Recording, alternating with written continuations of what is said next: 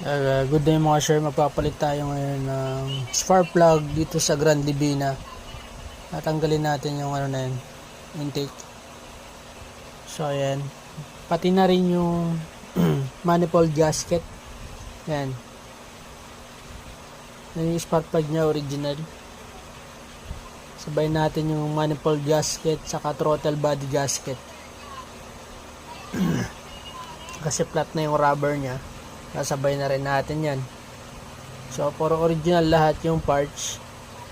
Yan, papalitan natin. So yun, kailangan na natin tanggalin yung hose ng intake ng air filter, throttle body, pati yung intake manifold bago natin mapalitan ng valve cover ng